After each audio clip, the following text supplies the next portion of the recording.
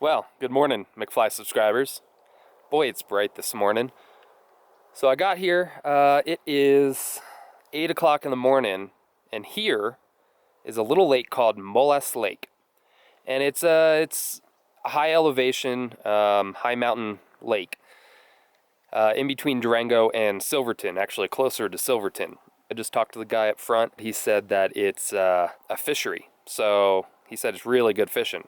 You can catch as many as you want as long as you release them. They do request that you keep them if you kill them. So, but I've got barbless, I should be good.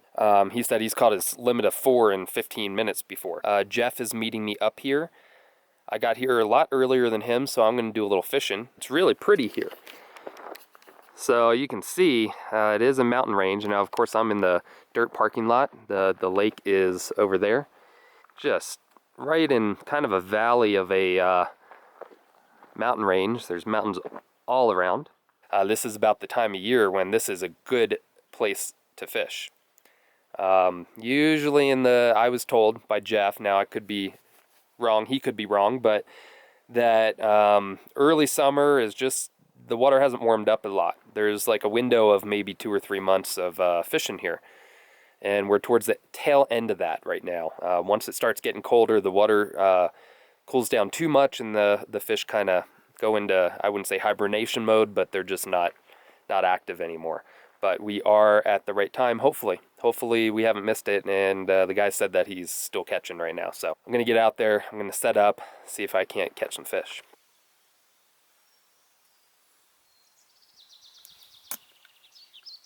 So I decided to start dry fly fishing in the morning, and I put on Amy's Ant for my lead fly and dropped to a Blue Wing Olive CDC Hatchmaster.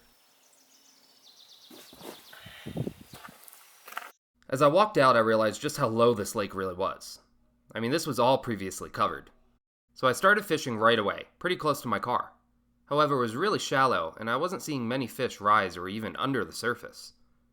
And after a few minutes of fishing here, I decided to start walking around the lake in search of a better spot.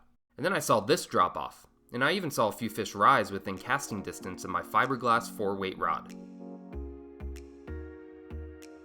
Alright, well, I missed that fish. Missed again. But finally connected on the third strike.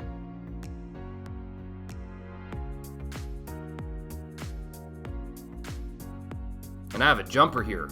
Feisty little guy.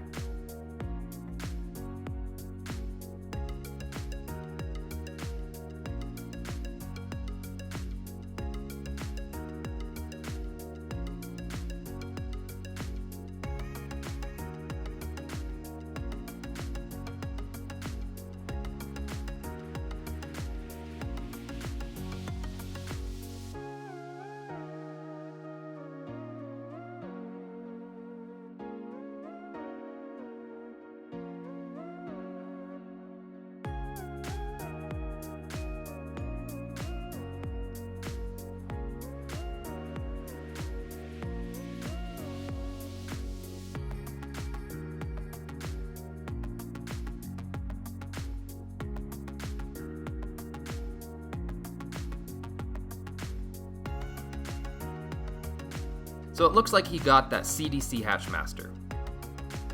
Nice fish, and what a fight on this 4-weight rod. And it was really clear water, so beautiful.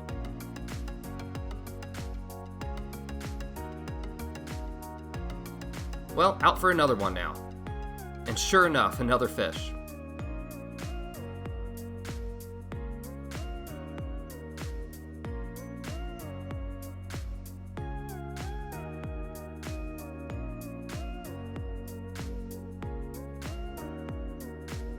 And this one went after that Amy's Ant.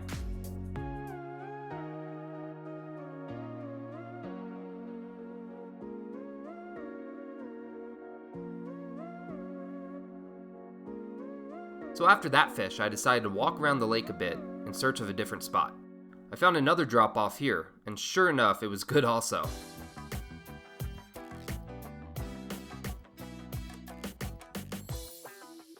Well, I lost that fish and my CDC Hatchmaster.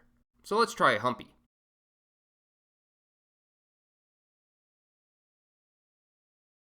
Now this spot had some brush behind me, so I had to roll cast. And it was really hard to get out far enough to that drop off from here. So I walked down a little to a spot that I could step out a bit further. And it worked.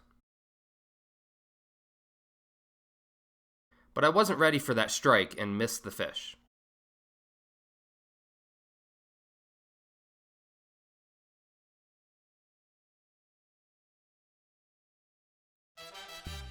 But I did get this one.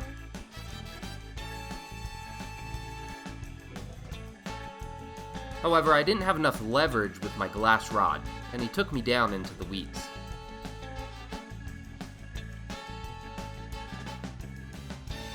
But somehow I got him loose.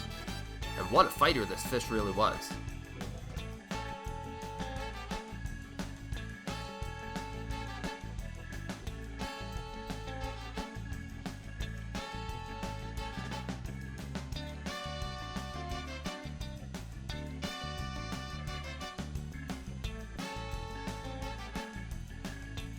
Beautiful rainbow.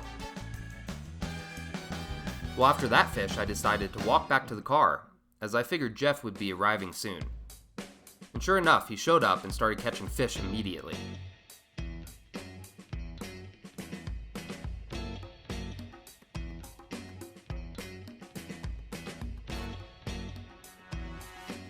So he was using a small streamer, while I was still trying to dry fly fish. Alright, him on fish number 2.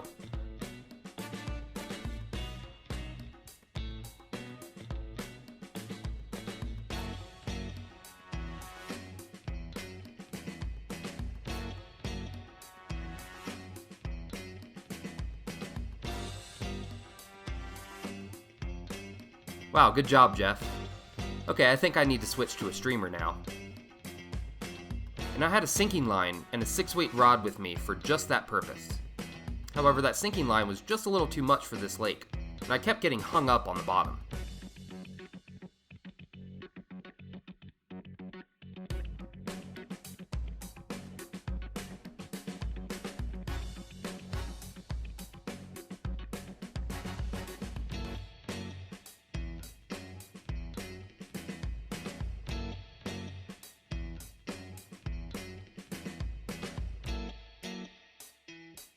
And after just one fish, I decided to go back to my 4-weight rod with floating line. Only now I'm nymphing.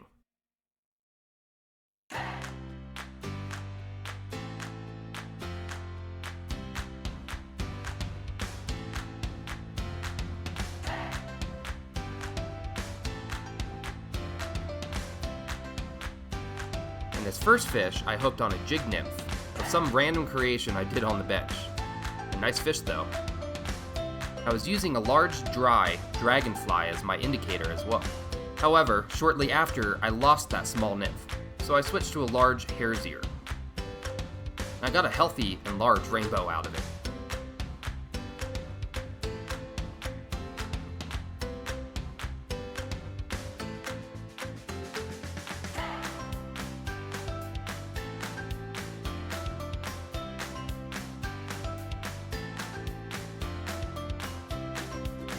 Then Jeff hooked another fish on that streamer, but it got loose before he could show it off to the camera.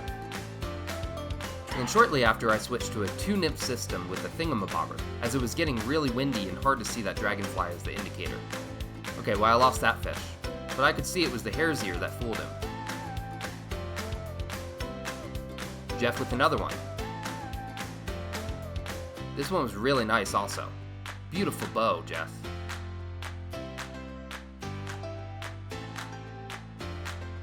And another for Jeff.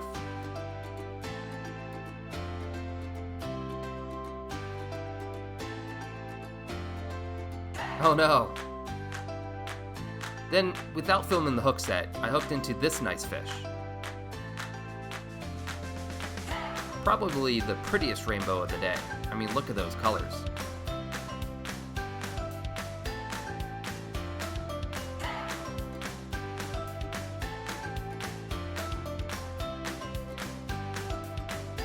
And the hare's ear strikes again.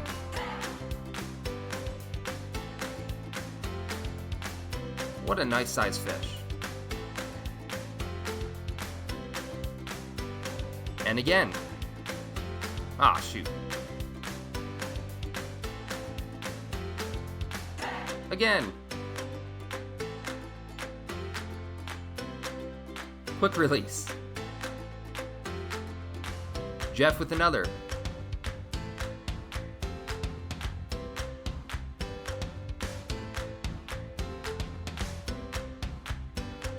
And look at that jump. Man, this is really turning into a good day of fishing.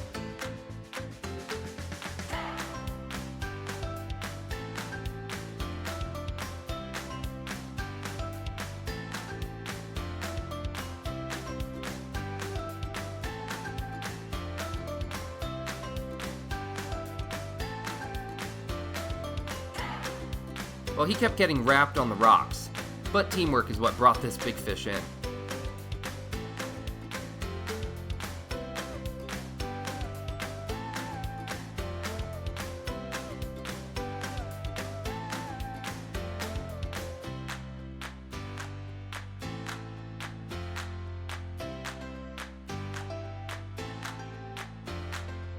Unfortunately, after Jeff hooked that fish, it jumped out of his hands before we could get a good view. But this by far was the largest fish of the day. Nice one, Jeff. Then I switched to a streamer with my 4-weight rod. I mean, I knew I wasn't going to get out far, but the fish started coming in close and seemed to be chasing bait in the water. So I figured it was time to get a streamer out again. So this is a random streamer, by the way, that I tied on my bench. I was testing it out for this trip, and it worked really good.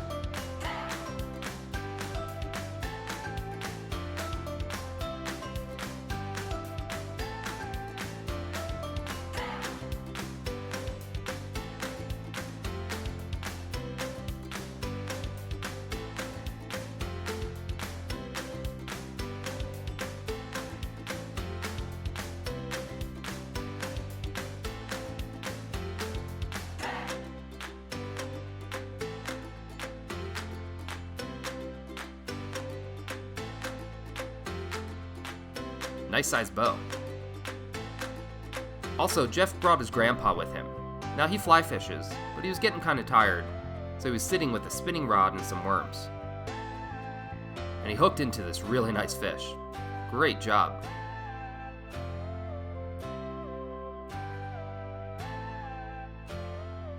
Well, after that fish, we decided to leave the lake and go to a smaller lake called Little MOLAS. It's adjacent to the larger lake, and it's about a quarter of the size. Now the whole thing is covered in heavy weeds to about 50 feet out, so it took some long distance casts and topwater flies to get the fish. But they were there, and tons of them. However, you had to bring them in quickly over the weeds or you'd get stuck. And all the fish we caught, with the exception of 2 of them, were cutthroat in this little lake. The other 2 were brook trout. We caught probably 15 or more fish here, just one after another. Most of them were caught on a small Chernobyl ant, and the others a foam beetle. Now the fish were not as large as the rainbows in the main lake, but it was definitely worth the hike over here, as these were cutthroat trout, and beautiful ones at that.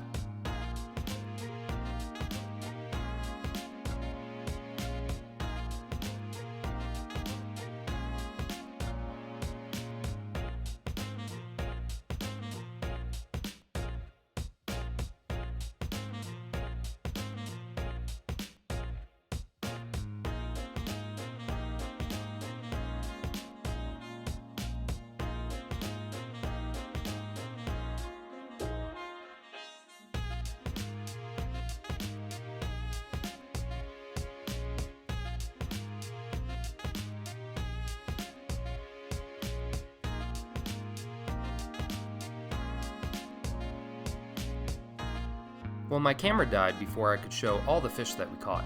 But seriously, we only fished this little lake for a little over an hour, and we got like 15 of them. Just amazing fishing.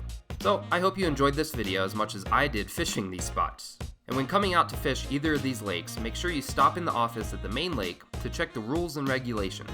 Also, please pay the fee to fish, as it helps bring income to the city of Silverton. Well, thanks for watching, everyone.